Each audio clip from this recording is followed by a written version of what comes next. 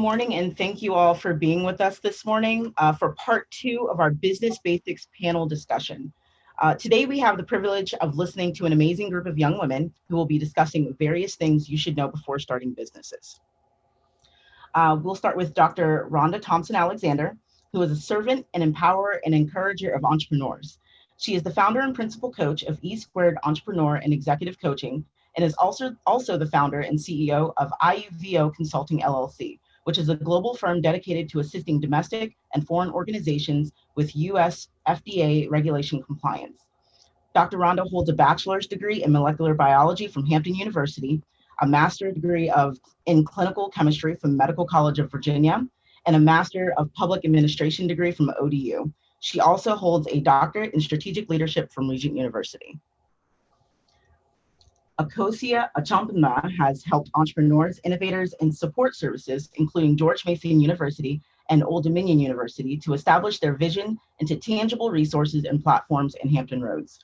She got her start at ODU, where she worked with its various entrepreneurial programs to help build and grow a community of high-growth, high-impact businesses. She is the creator of A Startup's Right Steps and has helped her clients save up to 5 figures in less than 30 days of training with her. Next, we have Ms. Khadija Jones, who founded her virtual call center named Khadija Jones & Company. Shortly after that, she decided to birth a new business, Distinctive Designs, which is an apparel company that spreads mental health awareness through apparel for both men and women. Starshine Art was created in 2018 by Candace Powers to gain additional income from home after a challenging pregnancy and childbirth. The mission of Starshine Art is to amplify the concept that everyone can be creative given the right avenue. Through a variety of mediums, techniques, and custom projects, Starshine Art is able to create anything from earrings to large wedding pieces and home decor. Each piece is made, packaged, and shipped with a handwritten note showing gratitude. And last but not least, myself, Tiffany Richardson. I am the owner of Headz Boutique, where I create a variety of handcrafted skincare products with exclusive and addictive fragrances. I believe that you should always seize the opportunity to be different and unique, and true uniqueness doesn't have to be inaccessible. I'm also in the process of developing a gaming oasis for gamers in Hampton Roads, and I am also a United States Navy veteran that served during Operation Unified Response, Operation Iraqi Freedom, and Operation Enduring Freedom.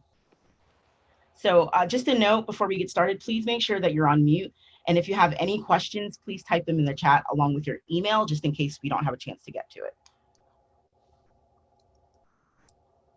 All right, so.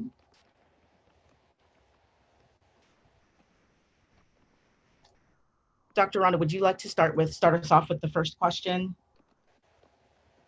Sure, go ahead, ask away. All right, so when did you decide that, when did you realize that you actually failed in one of your businesses?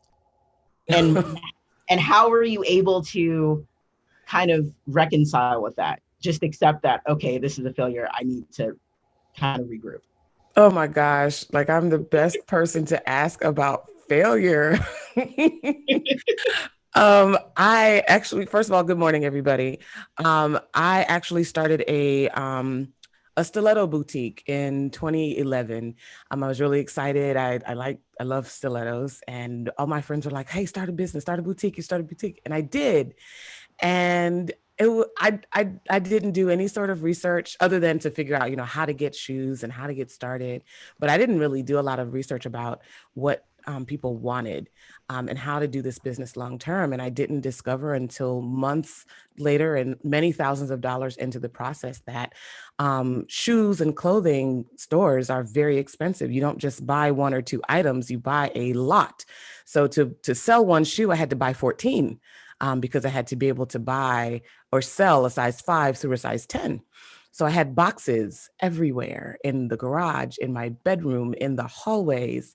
I had shoes coming out of my ears.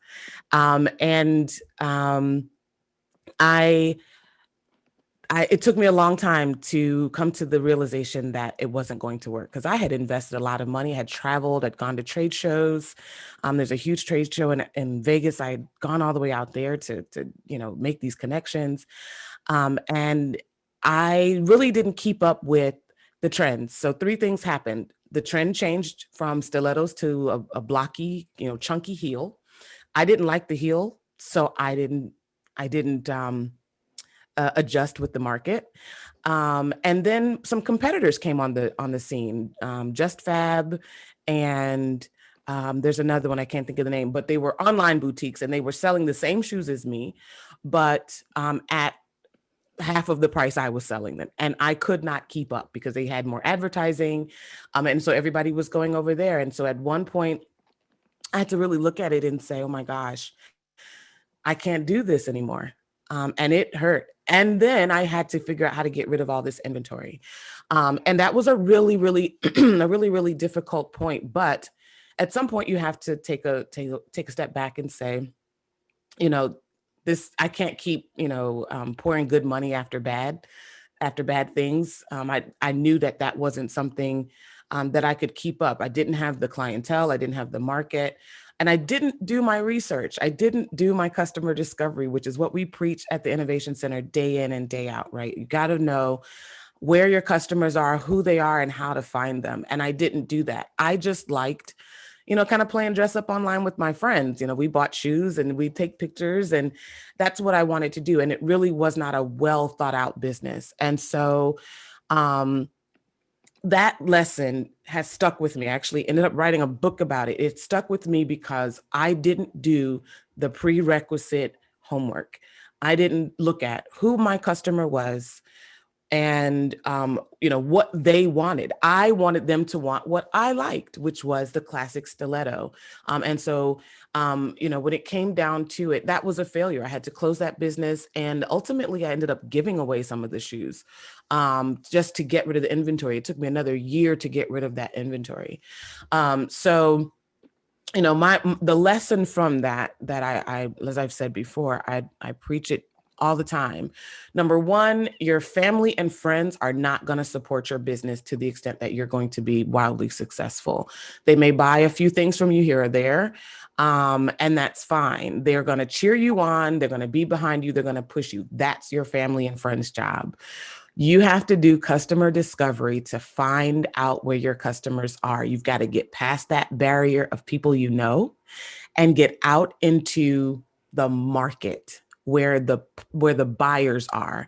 And that takes real investigation, real asking of questions, things of that nature. So you want to make sure that if you haven't worked with us to do customer discovery, if you don't know what that is, reach out, we'll help you get that done. But customer discovery, that was my biggest lesson taken away from that failure. Awesome, thank you. The next question is really to anybody that would like to answer it. What are some ways, kind of to piggyback off of what you just said, Dr. Rhonda, what are some ways you researched how the market is or was responding to your industry?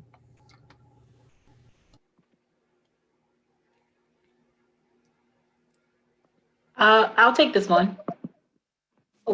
Thanks, Tiffany, for that question. Hi, everyone. There's various ways actually of how you can research an idea. And I think, first of all, it starts with knowing the type of startup that you're in. So there are four types of startups. There is a startup that is entering an existing market. So if you're going into a market that already exists, such as fashion or a market that's really mature, you can do a market research. And that one, you can go to a local library, tell the librarian that you want to do a market research on this particular industry, and they'll show you the journals of the different industry that you're looking at and the subcategory. So a local librarian will be able to help you. If you're an alum or you are currently a student at a university, your university librarian will be able to help you with that as well. And if you're entering a new market or you're about to create a new market, which is that part that we call quote unquote innovation, then what you need to do is do a customer discovery. And that would be to figure out who your potential customers are. And then at the Innovation Center, we have different tools and different questions that you can ask to tackle a new market. So it's very important to know what market that you're about to enter, because that will determine the type of research and validation that you need to make. And we do a really good job at the end of What are you doing? helping out with that. Not bad. I hope that helps.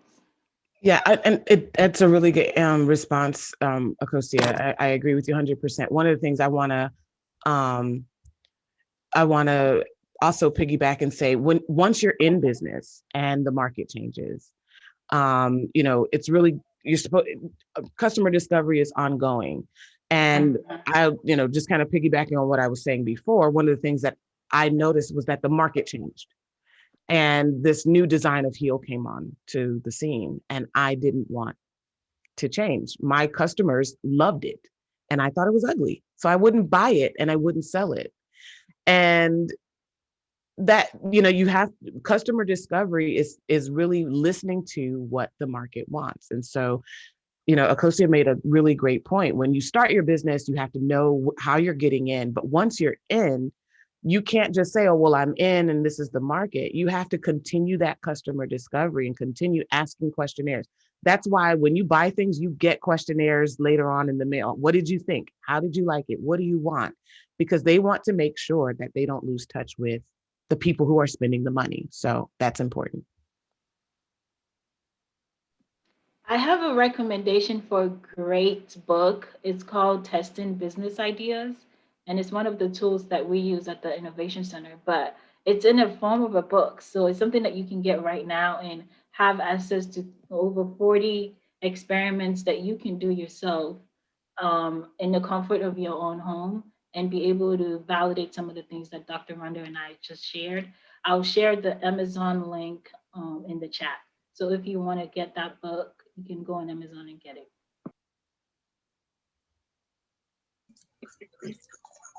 We actually have a question. What are the other two types of startups? Yeah, that's a good question. The third startup is an existing market and you're trying to niche yourself, right? I said the first one is a mature market, it already exists, and you're just going in there to partake of the opportunity.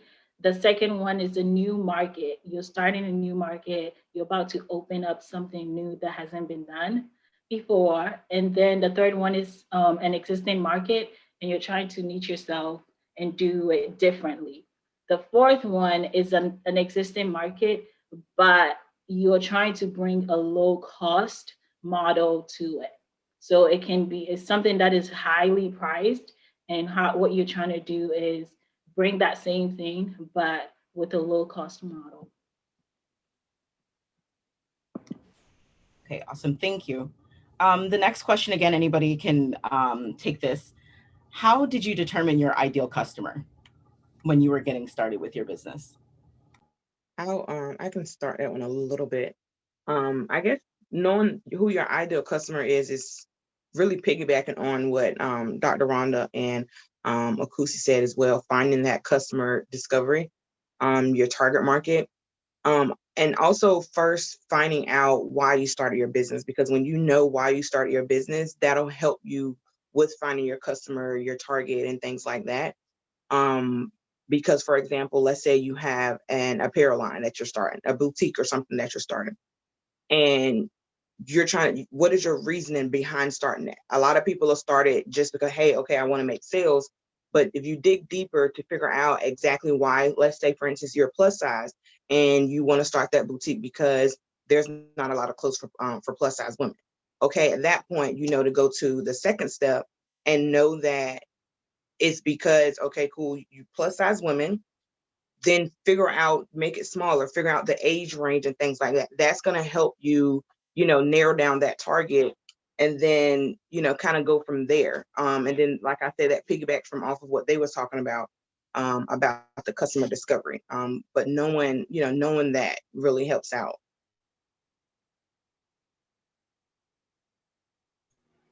Yeah, I agree. Absolutely agree. I think that, you know, when you know your problem, the problem that you want to solve, like, we always say that successful businesses are answer to a question or solution to a problem. So when you know what the problem is, you know what the question is, then you can start to say, well, who has this problem?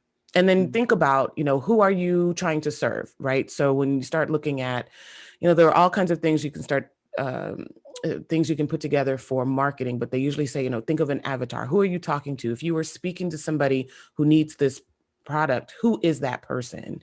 And then, starting to figure out how you would reach them. So you really go through, what's their age, what's their demographic, where are they from, what's their spending capacity, you kind of have in your mind a person. And then you start to think about, okay, where can I find this person who is experiencing this problem? So you really do have to have a why. You really do have to know, why am I in this? It may have started, it's my story, it's my problem, because a lot of businesses start that way. There's something I needed and it wasn't in the market, so I created it. And so why did I do that? What's the problem that I'm solving? And then now who is like me? Who identifies with me, who's a part of my tribe. And then as you start to do that, then you can start to ask those people questions. And so it ties right back into what Akosua and I and what everybody said so far about customer discovery. It all ties right back. But the why is a really, really good start to figure out, who to ask. Thank you. The next question is, how do you determine your solution is different from your competitors? I guess I can start with that one, because I recently found something that does differentiate my products from others. So like I said before, I make skincare products, and a lot of people may say, well, I can buy lotion or I can buy soap anywhere. But what I found makes mine different, is that you really don't see anyone else selling what I sell, the type of soap that I sell. For example, if I were to go to an event or to a show, and Candace can attest to this, many people that are selling skincare products, they're selling either similar or the same things.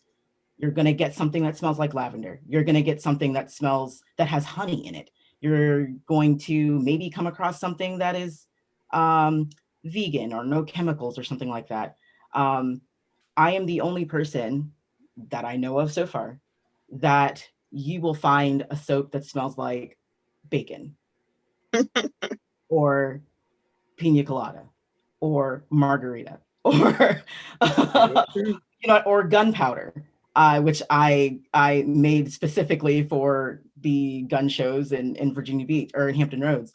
And so that is how I determined my products are different from my competitors. Everybody else is selling similar or the same things.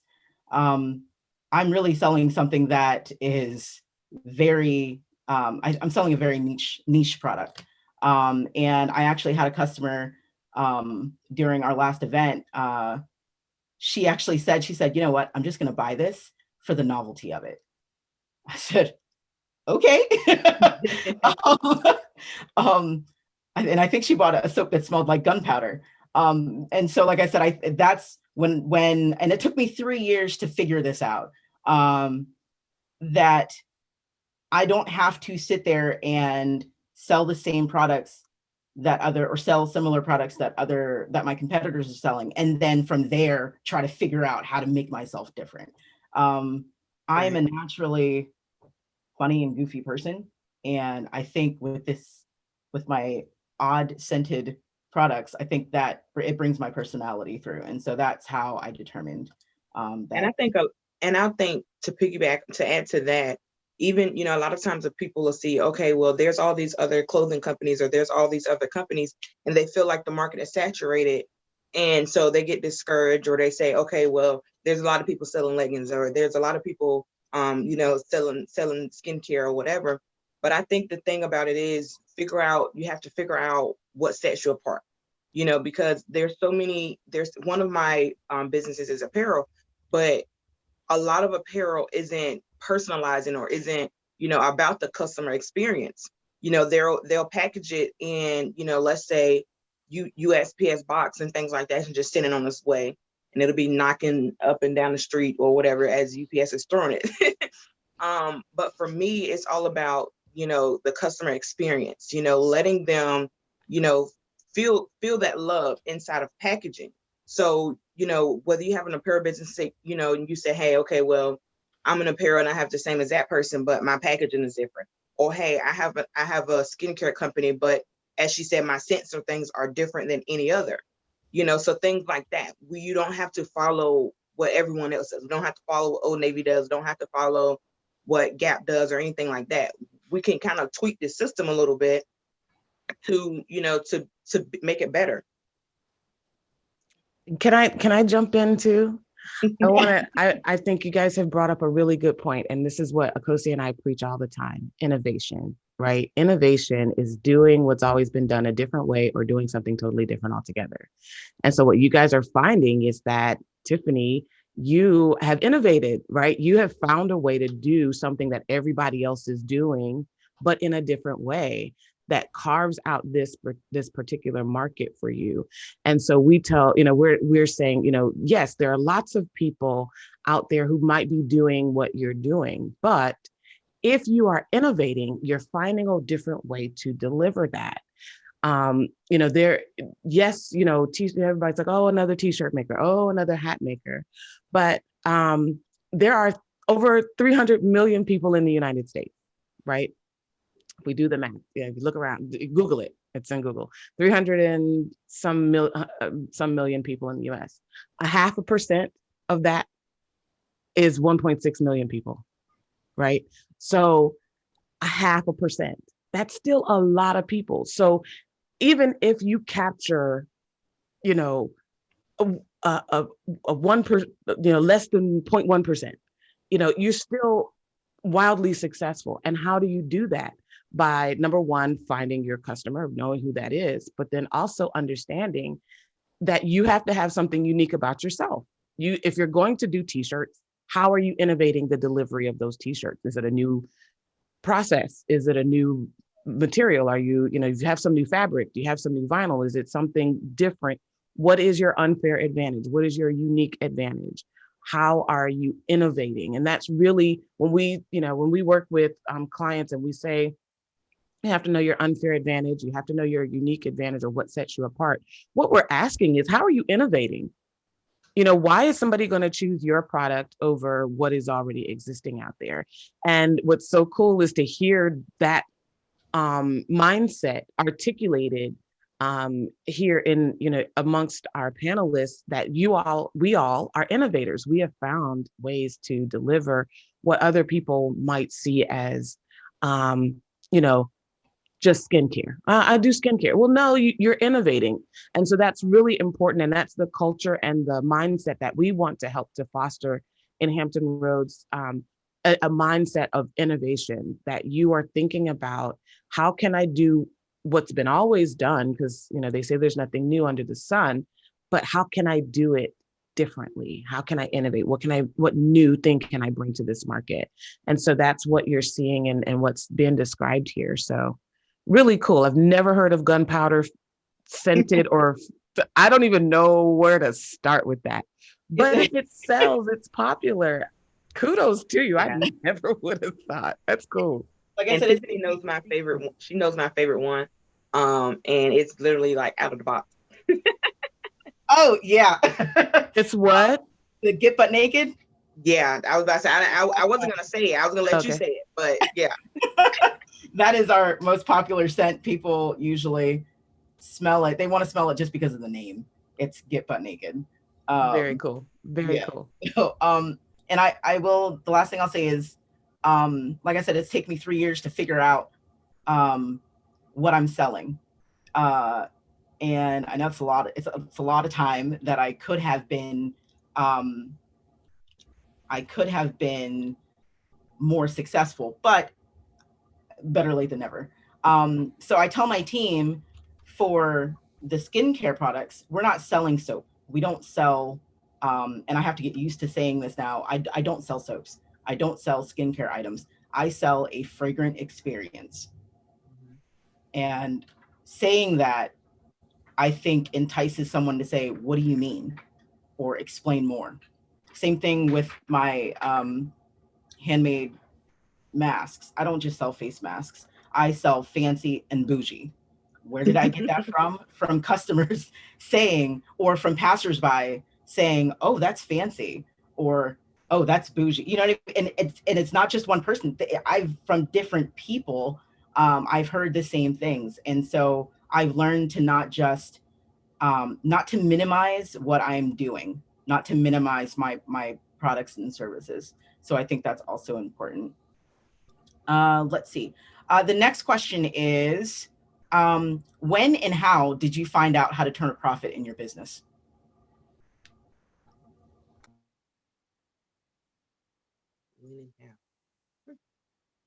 And anybody can answer that one. Yeah.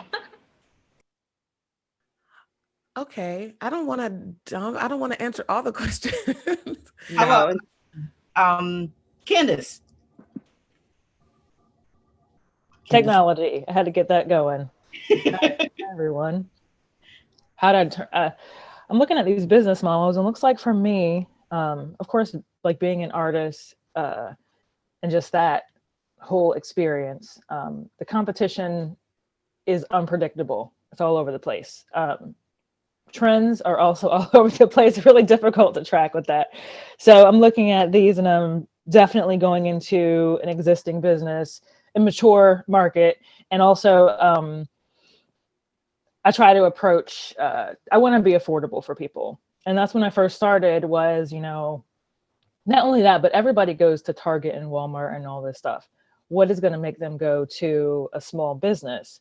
And like you all said, whatever differentiates you from, I don't really consider people competition, but I guess that's what it is at times, from the competition. So what I learned turned a profit was not necessarily what everyone else might consider to be profitable. So I usually operate on trades. I trade with people.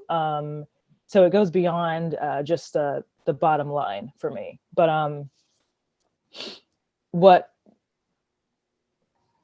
what encouraged and what got people to come to me over going to Target or going to Walmart or whatever to buy something is that special touch that I can give.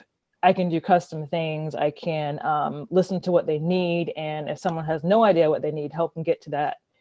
So for me, the profit was being able to network with people, build relationships, to get closer to my community, to find a tribe that is supportive of each other, and not, I know business can just be cutthroat. It can be really cutthroat, but for me, that it was just so important for me to be able to connect with people and to be able to give them a service that they couldn't find anywhere else. It was really, as far as studying what's out there, trying to figure out how to go above and beyond, I had to learn to, let's say, in business, we might develop some habits. In life, we might develop some habits that can drive people away. We don't realize it at times because this is like, we're thinking, this is my business, I'm going to run it the way I want to. What comes with that is there's consequences for everything, so we've got to call people back when they call. We've got to respond to emails. We have to, if you've ever worked for a company that doesn't care about your needs, if you've ever been a customer, there's certain things that you expect from a business. So just because we have our own business and our own brands, we're creating that. Right. So if you want to have a profit, if you want to bring people back, you want to embrace those things. You want to, someone says, hey, I need you to be there and do this thing for me. And you say, okay, make sure you go. Because next time that person may not be available when you're ready to do business with them. So yeah, I would say like, you know, it was important for me to learn like that I can't just do it the way I want to do it. I can't just show up when I feel like it. I can't just get and approach it from a very mature mindset. And the profit is just, you know, for me, it's just the growth that comes along with it. Being in this type of setting where I can learn from other people, because I don't have any, I have minimal like college experience. The majority of what I do is all, you know, it's self-taught. So what I'm also learning is the challenges that I faced when it comes to socializing. I'm being tested for autism spectrum disorder when it comes to like, you know, my husband has dyslexia. I'm facing like adult ADHD and things like that. Those are all things that kind of give us a different type of learning, a different curve. So there are things that the world is just not prepared for. Right. I'm not going to be in every, you know, in every setting. It's not going to be the best environment for me to learn the way I learn. So stepping out of that, I had to really just be able to adapt, you know, like with all the shoes, I'm thinking like, well, I could have made so many things with those shoes, but at the same time, that's not, you know, that's not the same business. So, you know, you may see it as, I mean, it could be described as a failure, but if it's seen as, if you see it as I lost a lot of money, I lost a lot of time, you know, then yeah, it could be seen as a failure. But at the same time, out of everything, you learned so much, and then you're able to tell everyone about it. So really, it's just a process. It's just another step in the process to bigger and better things. So, you know, you can just seek a profit. That's cool. You know, but it's never going to be instant. You know, so And I think I think the profit is just what depending on the person. Yeah, and I think to dig a little deeper into that, what she was saying about profit, you first have to look at what you're selling. You have to dig deeper. You have first have to figure out what you're selling, add up all your cost of goods, what it takes to get your merchandise, what it takes for you, you know, to Yes. get that product, and then you have to price it based upon getting a profit. You know, you can't, if you, let's say you, all of your materials, it costs you $10. Well, not really smart to sell it for $15. Yeah. You know, because it's going to take it a lot longer for you to get that profit. And so that's the how, you know, and so then also the win is sort of kind of up to you, you know, because that's also one of the things of figuring out what your goal is. You know, let's say, for instance, you have a monthly goal of making $1,000. Okay, well, if you have that as your monthly goal, you need to figure out how many items or shirts or whatever you sell that you're going to need to get to that point. And this is profit, you know, because you also have to account for how much it takes for you to get your merchandise or whatever you're selling. So what I've always learned from research is how, if you have, let's say, product that you're selling, product-based business, multiply that by 3, because you have to account for, you know, whether you're buying shirts wholesale, whether you're buying, you know, boutique clothes, whether you're buying stilettos, like Dr. Rhonda was saying, you know, and that's probably something that she had to think about as well. Of if she got her stilettos for a certain price, she can't sell it for cheap like Just Fab, because she's not making a profit. It's not worth it. And then it comes out where you lose money. So, you know, you have to think about it like that. Break down the numbers. A lot of people want to start something, but they don't want to work out the numbers. And then it comes, you know, come down to lose more than you win, you know, and it take you 20 years just to make a profit. Well, that's because you have to look at your pricing and not be scared to increase your price. I mean, if you're providing that quality, don't be afraid to increase that price, because they're paying for you. They're paying for the experience. They're paying for the knowledge that you have. So that's the when and how. Setting those goals and making sure that your pricing is right. I agree that you're Khadija, you got right on what I was going to say. because I'm a numbers person. So Yeah. the only thing I want to add to that is when it comes to profit margins, knowing how much more over over your expenses you should make. You should understand that your industry has a particular profit margins. Some are huge, some are tiny. So if you're doing personal care products like toothbrushes and brushes and hair things, those have a huge markup.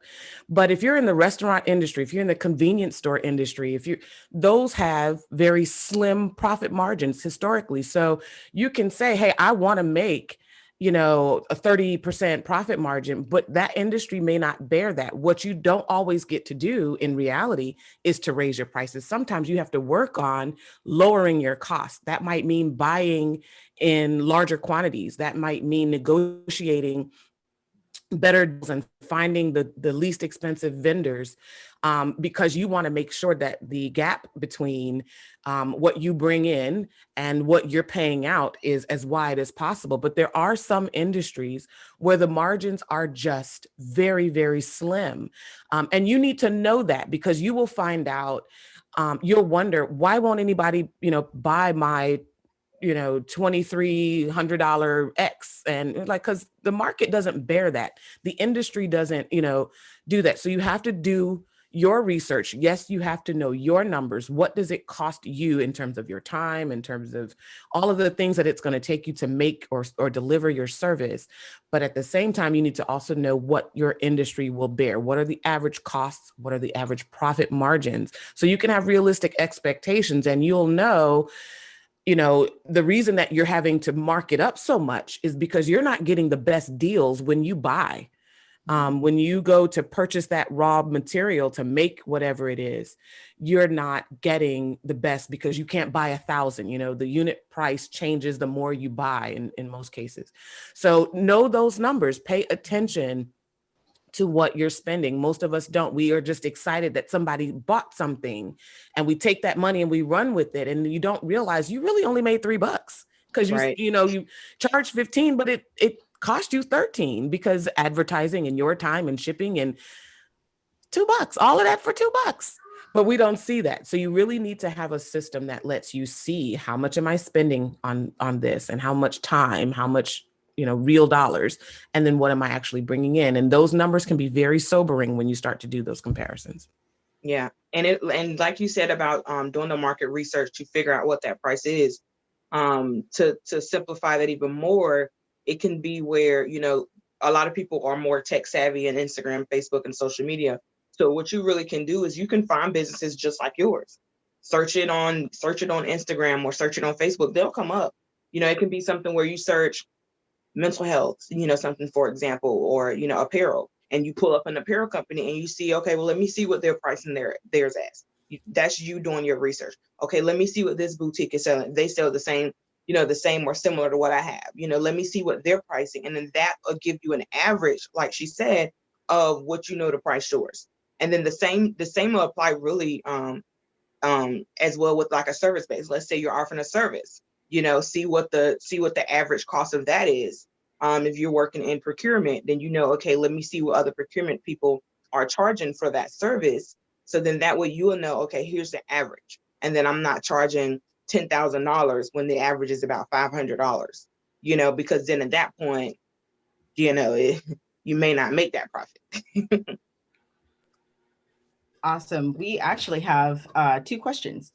So the first one is, how do you make up for your lack of personal ability, knowledge, etc., to start a successful business? I can start that. How a lot of people, because I'll start this, we're not taught business in school. I'll say that first and foremost. So unless you go, of course, to like further your education, that's different. But far as lack of knowledge, there's a lot of free information out here, a lot of free information. There's things where, I know Norfolk State, may have like an event like this, free information. Google may have where people are offering courses or something for free, especially now during the pandemic. If you pay attention, there has been a lot of universities, a lot of school, even Harvard, that has been offering free courses, free knowledge, things related to business, marketing, sales, things like that. You just have to be looking for that information. You can search Google free class for marketing, and I'm pretty sure you'll see tons and tons of information. Then at the same time, like Candace was saying earlier about networking, if you have somebody else, or if you see somebody on your social media or something doing what you want to do, or even hinting at it, reach out to them, ask them questions. Hey, I'm trying to find some information, things like that. Your local libraries, things like that. They may know resources, or if you have a friend or family member that's a business owner, they may know people. So the lack of knowledge is really about putting yourself out, that you find that information, because a lot of people feel like with starting a business, you have to have all of this money and putting it into, getting information, getting knowledge, when realistically, a lot of the information that's out here is free. A lot of it.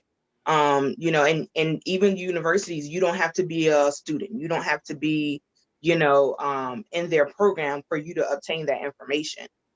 So that's really how you can just not even justify the lack of it, but kind of, cover the lack of it, because there's free information. Yeah, I just want to piggyback off of that really quick. Entrepreneurs, we are learners. We are self-starters. You got this idea burning in your soul, and you've got to get it, you got to bring it to life. And I don't know how to do it. How do I get this done? How's the rest of the world doing it? We're always listening, watching, reading. We have mentors. People are mentoring us. They don't even know us, but we're like, every time somebody speaks, I'm like, okay, what are they saying? Because we know that they're a fountain of knowledge. And so, to take that networking a step further, create your own little circle of knowledge. How do you, who do you depend on? Who do you look up to as an entrepreneur, as a leader, that can just pour into you, that you can buy their webinars, you can go to their conferences, you can buy their books. For me, I'm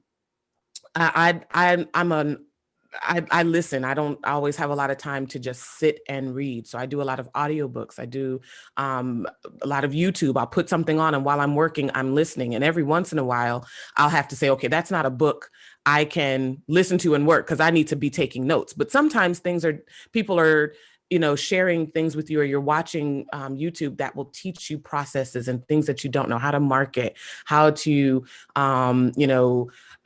set up Facebook ads, and, just the bare basics. Like she said, a lot of those things are free, but we are constantly learning. Do not be afraid to ask questions. Do not be afraid to take advantage of free resources, and don't be afraid to spend money on yourself. This is your business, and this is your long-term goal. This is your life. It is worth, if you find a resource that's a few $100s, it is worth the few $100s, if that means that you're going to be able to step into your business long-term and get the expertise that you need. So don't be afraid to invest in yourself, but don't shy away from all of the reading. None of us, I would say, are really experts we know what we want to do. We know that we want to help people. We want to feed people. We may have an expertise, or pastry chef, we're a cook, we're graphic designer, painter.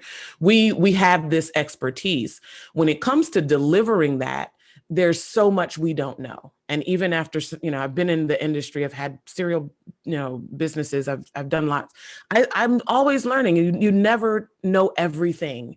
And that's why they say, CEOs read so many books a year, entrepreneurs read so many books a year, because we're trying to figure out how to do this thing. Every day something new pops up, and we got to figure out how to do it. And there's always some book, some brochure, some webinar, something that you can participate in that makes up for what you don't know. Right.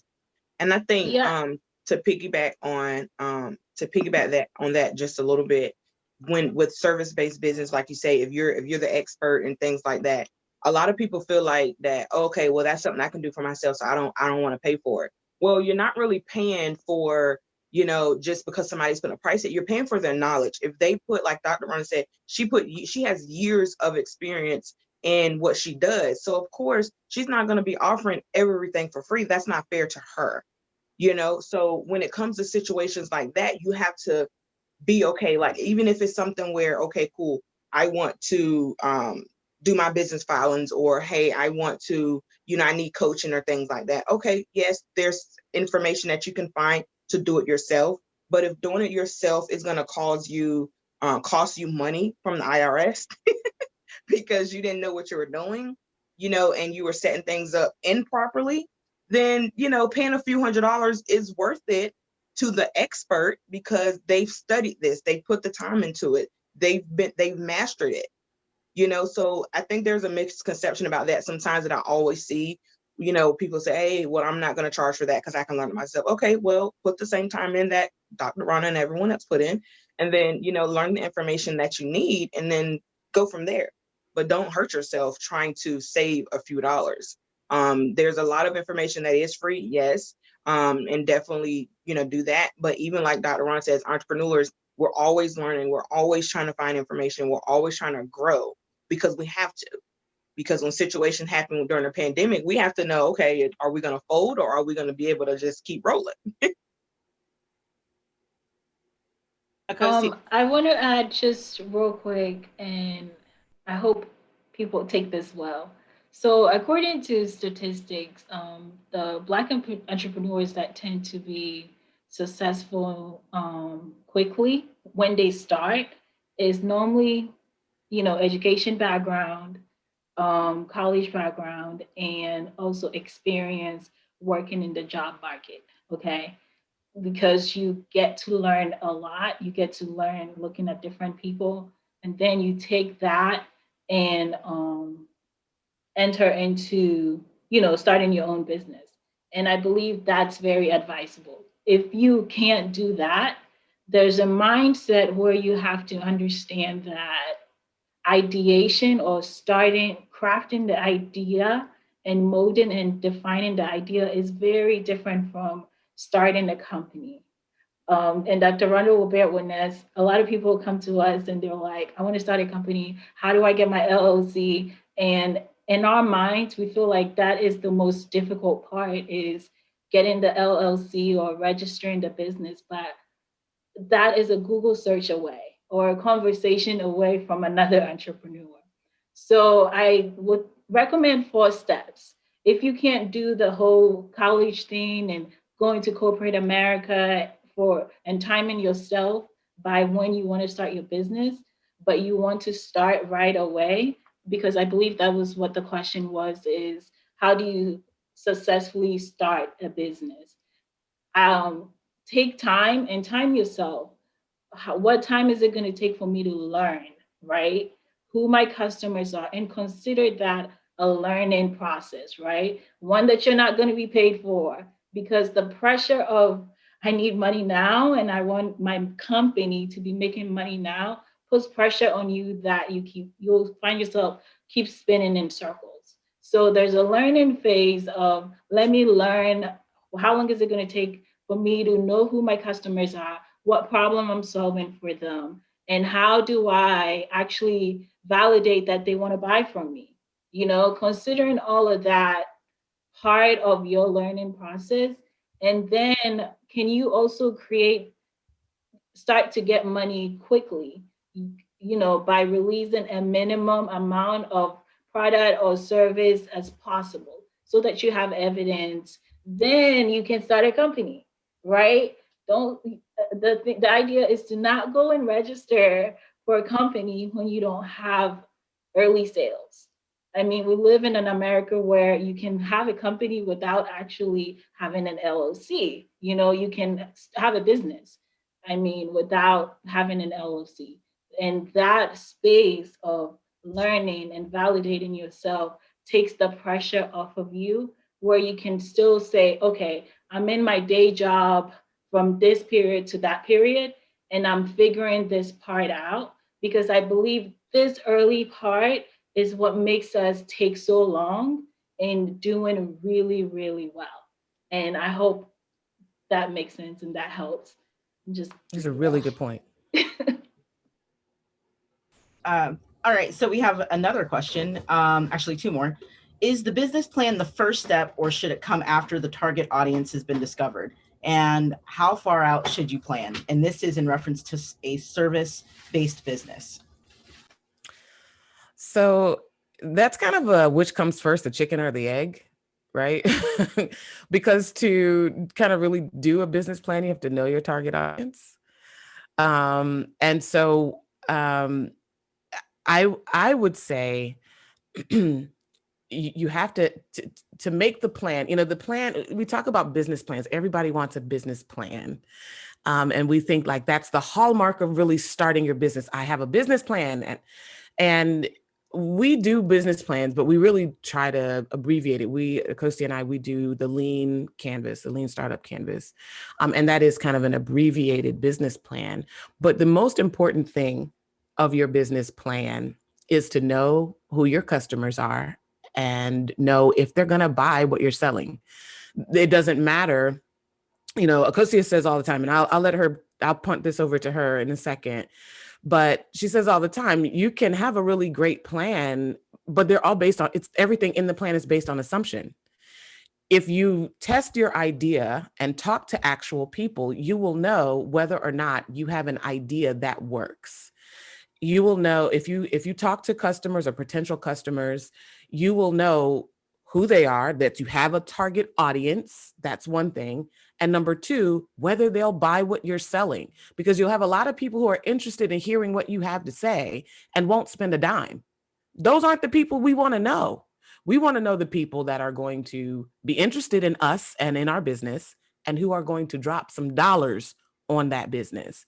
And so knowing your target audience is one phase, and then knowing how to reach them and knowing whether or not they're going to buy this solution that you're selling for their problem, to me, is most important, more so than having a business plan. Akosua, I'll kick it over to you.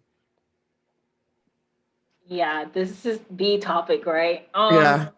So at the Innovation Center, like Dr. Rhonda said, we use the business model canvas or the lean canvas. It's a one sheeter, and you can Google it. Just type in business model canvas.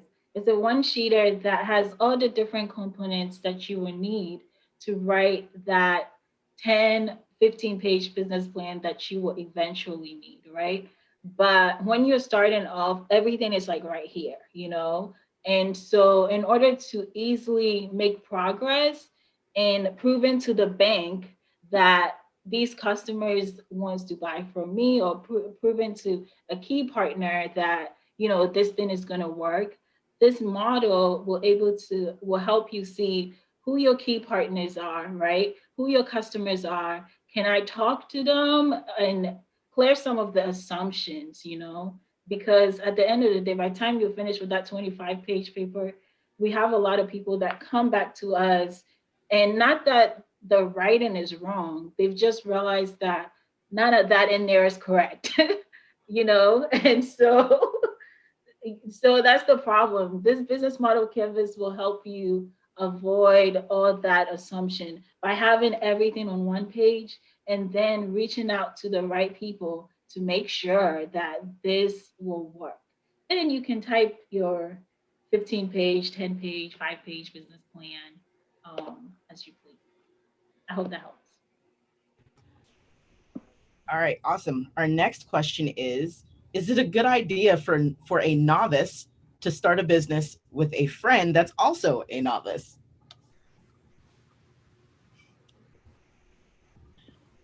I've done this before. I've done this before. My former business partner and I, right out of college, we wanted to start a software company, right? And we did. And he did the software piece, and I did, getting business in and everything. But it worked. I mean, we were able to get government contracts for a lot of money to do work for ODU. It works. I just would advise you, for example, with him, I had to get him to be like, you need to get a job. You need to get a day job while we figured this out. Right. And the moment he did that, that pressure was taken off. You'd be surprised what you can do, And so that was when we started getting government contracts for universities to build apps for universities. So it's doable. I just try to eliminate the pressures as much as possible if you're new.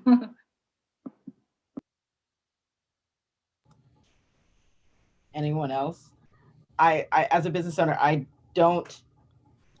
can't think of, I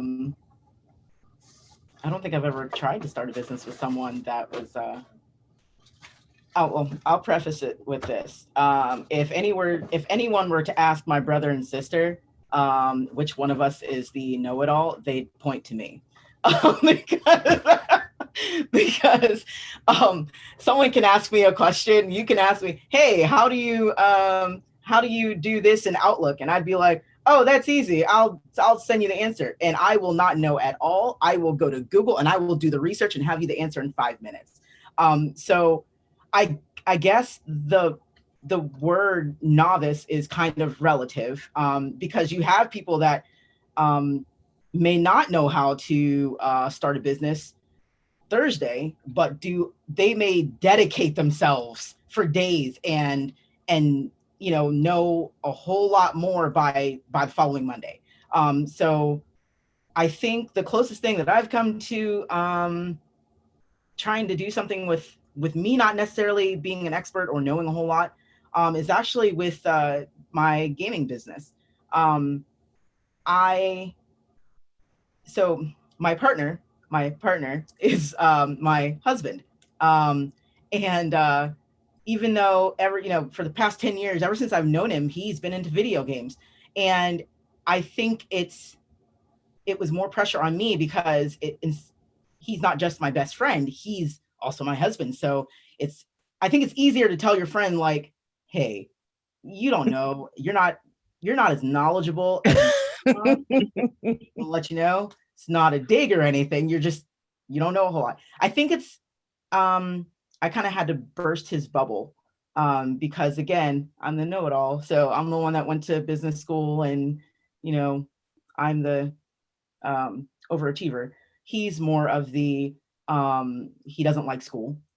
He can do everything. He can learn something once and he'll know how to do it in expert fashion. And so I kind of had to let him know, like, look, I know you've been playing video games your entire life, but when it comes to this, we need someone that is an expert in the field, that has been in the industry. And I'm not saying that you are dumb or stupid or don't have the ability to learn or to gain this knowledge, but this is a different type of knowledge that can only bringing someone in to help, or asking someone that is an expert can only help our business, even though we're both novices in the gaming industry.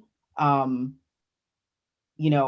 told him we need someone that has actually had experience in the industry that we're trying to go into. And so I would say, sure, both two beginners can start a business, but you should surround yourself with people that have experience, and not just 6 months, not 3 months, not 2 days in the industry. You should surround yourself with people that have a foundation in the industry that you're going into, so that you and your partner can be successful. And I think when you're looking at, as far as partners, knowing that partner, you know what I'm saying? Like knowing that partner, because, and the relationship that you and that partner has. Because if you go into a business with a person that, well, you're scared to talk to that person, you're scared to tell that person the truth or anything like that, then that's going to hurt the business, because no, you're not going to be able to effectively communicate. But if you go in there with a friend, know that, go in there knowing that, okay, you can trust a friend, you guys are able to have conversation, and it's not an issue. No one's getting in their feelings, things like that. And that'll be for friends, as well as, like Tiffany was saying with her and her husband, it's, yes, we're friends. Yes, we have this relationship, but business is business. If you want to make a profit, if you want to do this, we have to get down to business. Yes, we can have fun or, whatever, but we have to do this the right way, because there's things that's on the line.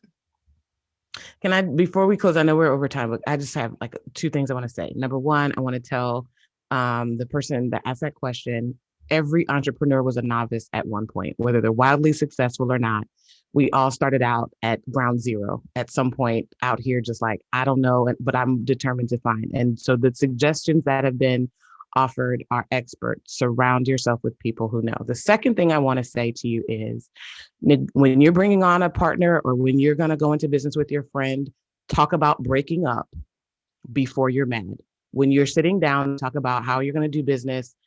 Inevitably, life happens. Somebody may have a child, they may have a death, they may become sick, something might happen, or you may just not see eye to eye about the business.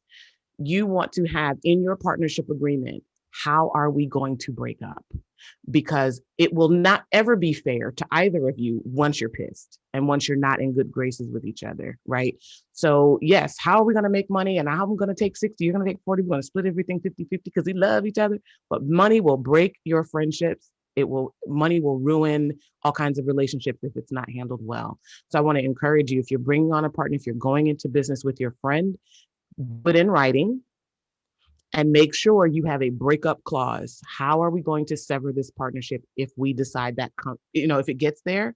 How are we going to do that? If you talk about it now while you love each other and everything is fair now, when it comes time to that, now you don't have to negotiate. You already know what the terms will be. So that's all I wanted to say.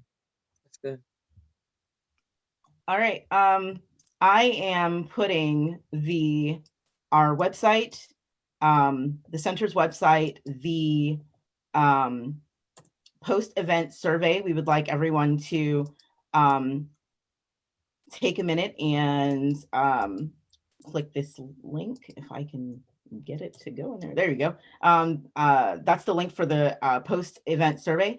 If you could take a minute and click on that link and take the survey, we would greatly appreciate it.